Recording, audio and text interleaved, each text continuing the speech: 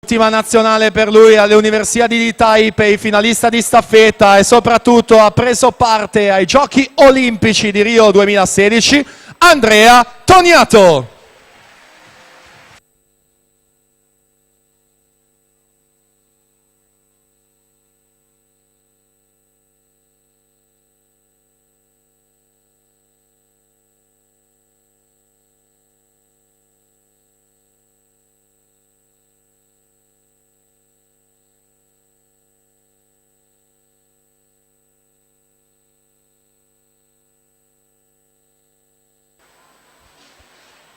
E dunque chi specialista della farfalla come Razzetti, chi della rana come Toniato, chi del dorso e stile come Ceccone e Lombini, tutti insieme si ritrovano in questa prima serie dei 100 misti maschili. Sarà interessantissimo andarla a seguire, soprattutto scopriamo il primo riferimento cronometrico dopo le prime due frazioni, accoppiata farfalla e dorso, Ceccone che scappa 24,95 su Razzetti e Lombini in seconda e terza posizione. Thomas Ceccone ha iniziato a nuotare anche le gare a rana ai passati campionati giovanili, vincendo sia i criteri che in categoria, mantiene il vantaggio e ora si mette nell'ultima subacquea per affrontare la vasca conclusiva stile libero, lanciatissimo davvero verso una grandissima prestazione Thomas Ceccone, a lui gli applausi per la vittoria, 54,74.